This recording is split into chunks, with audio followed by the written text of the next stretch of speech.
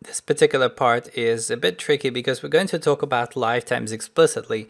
Now, we've already seen lifetimes once before when we talked about static members. So if you remember, we had static definitions in the form ampersand apostrophe static followed by str, for example. So essentially what static is, it's a lifetime. It's essentially a definition of how long a variable will live. And static means that the variable is going to live as long as the program lives. So the part which defines the lifetime is this part. So you put an apostrophe and then you put down a name of the lifetime. Static is a special name, but you can also have your own names and your own lifetimes. So let's take a look at an example where you would absolutely need to have a lifetime. So let's suppose that I make a struct called person.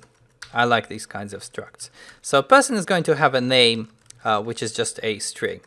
And then what I can do is I can expand this model and I can also have a company. So a company also has a name. So let's have name as a string, but it can also have the CEO.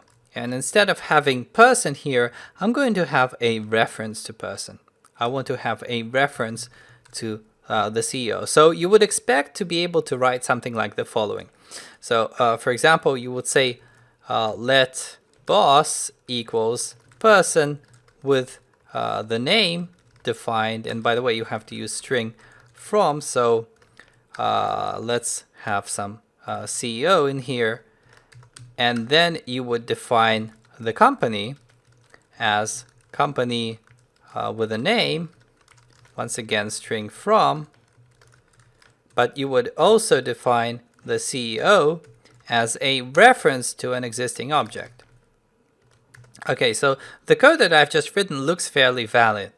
I mean, we make a person, and then for initializing the company, we just provide the reference to person. However, Rust is totally against this kind of code, and it's not going to let us compile. And you see the error it says here is missing lifetime specifier. So what is it all about? Well, if you think about it, one possible scenario for what we've just done is that at some point, boss becomes invalid.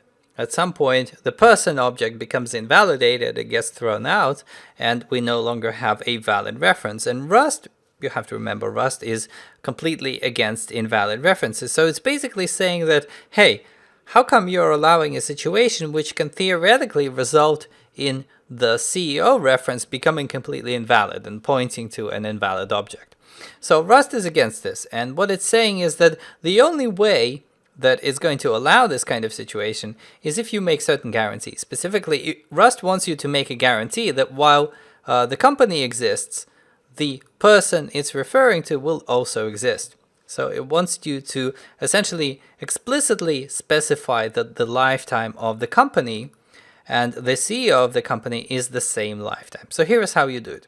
Now, for the entire struct, the way you define a lifetime is you use the less than and greater than operators. And between them, you specify a lifetime. So that's apostrophe and then whatever name you want for the lifetime. Let's have Z.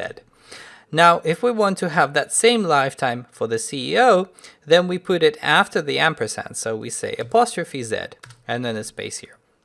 So what we've just said, what we've just given a hint to Rust effectively, is we said that the lifetime of the entire company and the lifetime of the person are the same, meaning that we're never going to end up in a situation where you have a company pointing to an invalid person, because the CEO that you've assigned suddenly went out of scope. And indeed, if you try to experiment and do situations where you have, for example, the person itself expiring, well, you're going to have a problem.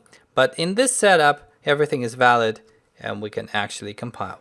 Now I'm going to give you a counter example. I'm going to give an example similar to this one, which will lead you to think that there is a problem, but in fact there isn't. So let's give person a method. I'm going to give person a method which happens to return a reference to its name. So not just the name, but a reference to its name. So we're going to have a function called getRefName. We'll take self here by reference, and we'll return a reference. We'll return a reference to a string. And what I'm going to return specifically is simply self.name as a reference, like so. So this code, if you've been following the discussion so far, this code also looks very invalid. It looks like it's not even going to compile.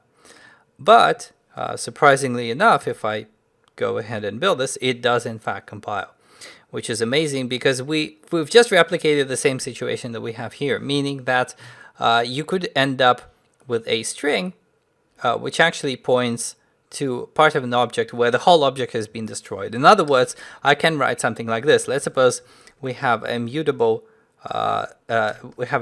variable called z, which is a reference to a string, and then somewhere in a kind of artificial scope, what I do is I actually make a person.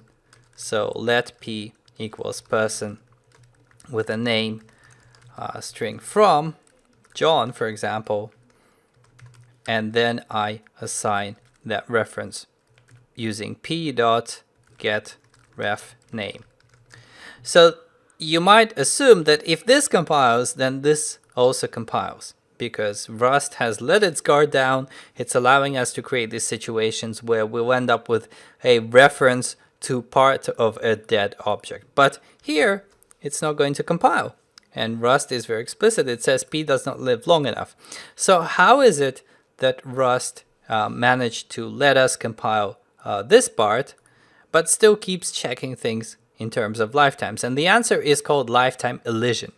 So when you write something like this, what you really get is something like the following. What you're really getting is function getRefName with a lifetime of a, taking a self also with a lifetime of a, and returning a string also with a lifetime of a. And this is called lifetime elision, and this is something that the compiler does for you. So you don't have to do it yourself. So this is what you're effectively getting as the end result. The compiler is basically, in this particular case, it's saying that I'm going to sort of compute the lifetimes. I'm going to make sure that all these objects are of the same lifetime. Therefore, we don't have a problem. And you get this automatically in this particular instance, but you do not get it in this instance because it's a little bit less obvious. So this is essentially how you can control lifetimes and specify whether several objects have the same lifetime or indeed different lifetimes.